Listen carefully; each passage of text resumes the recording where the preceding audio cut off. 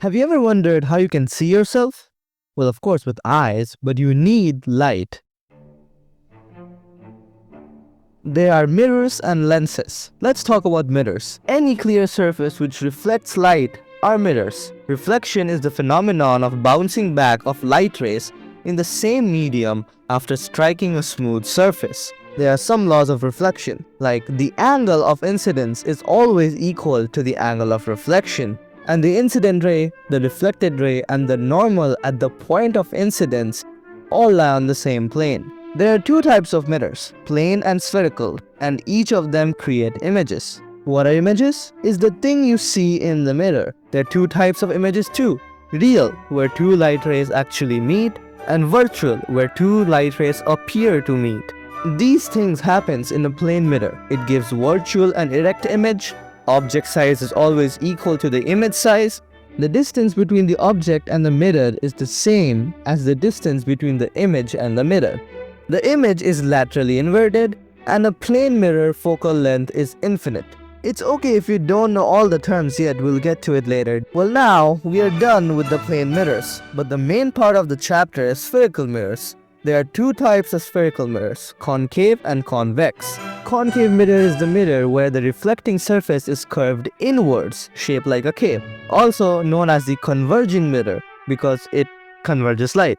Convex mirror is the mirror which has a reflecting surface that is curved outwards, also known as a diverging mirror because it diverges light rays. Okay, now look at this monstrosity.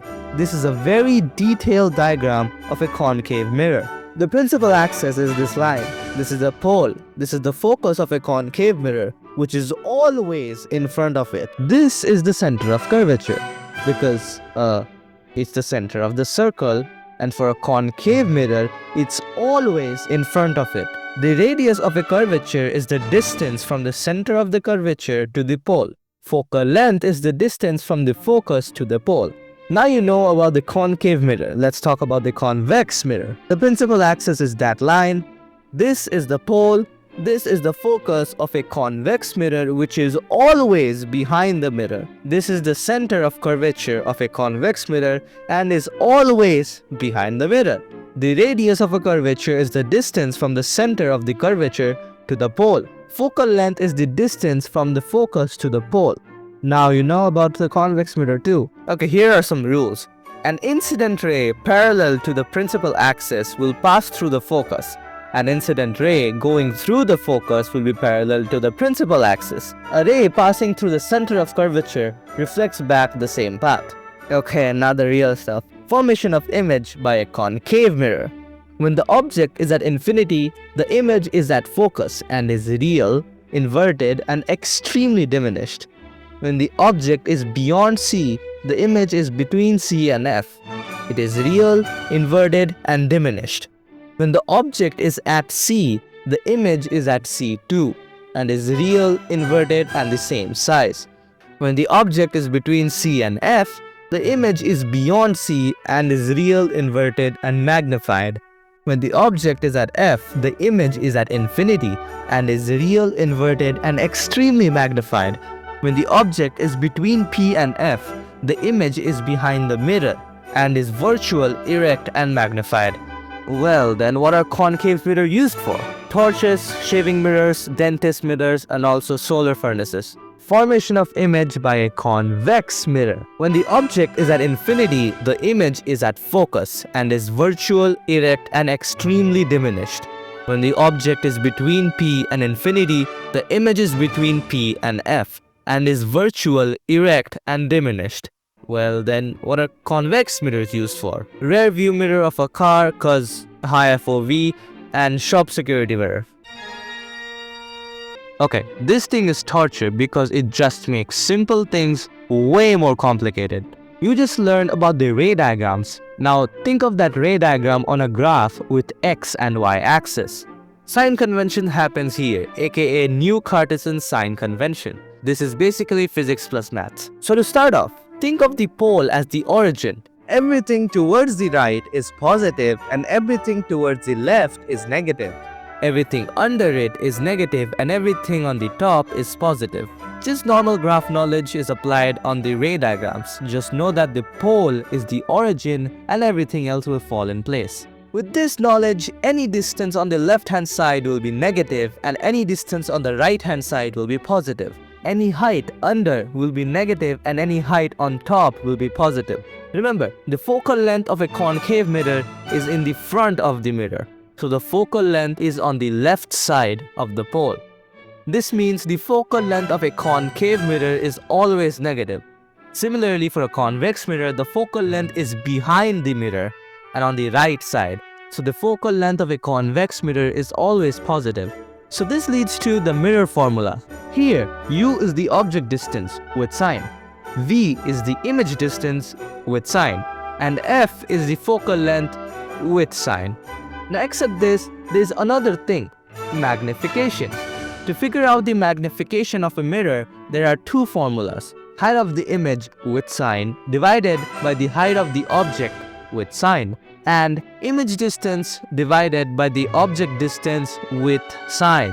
Reflection is done. Congratulations. Now it's time for complex stuff. Refraction. Refraction is the phenomenon in which light bends from its original path when going from one medium to another. For refraction, there are three mediums, which are air, water, and glass.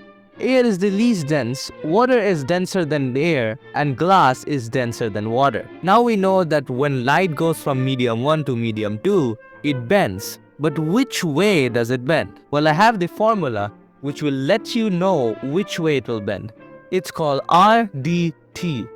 If the light goes from a rarer medium to a denser medium, then light will bend towards the normal and will do the opposite if vice versa. Now you know about refraction. Let's talk about refractive index. It is the measure of bouncing of a light ray when passing from one medium to another. And this is the formula. So with all that, there are laws of refraction. The incident ray, reflected ray, and the normal to interface of true transparent media to incidence all lie on the same plane. The ratio of sine of angle of incidence to the sine of angle of reflection for light of given color is constant and for a given pair of media, aka Snell's law. Now we're done with that, so now comes lenses. A lens is a curved piece of glass that makes things look bigger, clear, or smaller when you look through it. There are two types of lenses, convex and concave again. A convex lens is a lens with two spherical surfaces bulging outwards, aka double convex lens, and converging lens. A concave lens is a lens with two spherical surfaces curved inwards, aka double convex lens and diverging lens. Yeah, by now you can tell that that's completely opposite of the mirrors. The center of a lens is always called the optical center. Now comes the image formation of a convex lens. When object is at infinity, image forms at f2 and is real, inverted, and extremely diminished. When image forms beyond c1, the image forms between f2 and c2 and is real, inverted, and diminished. When the object is at c1, the image is at c2 and is real, inverted, and same size. When the object is between c1 and f1, the image is beyond c2 and is real, inverted, and magnified. When the object is at f1, the image is at infinity and is real, inverted, and highly magnified. When the object is between f1 and O, the image is at the same side of the object and is virtual, erect, and magnified. Image formation by concave lens. When object is at infinity, the image is on the same size as the object and is virtual, erect, and extremely diminished. When the object is between infinity and O, the image is between f1 and O and is virtual, erect, and diminished. Now we have the lens formula. Here, U is the object distance with sign, V is the image distance with sign, and F is the focal length with sign. Now power is the last thing. It is the ability of a lens to converge or diverge light rays. The SI unit is dioptre and the formula is this.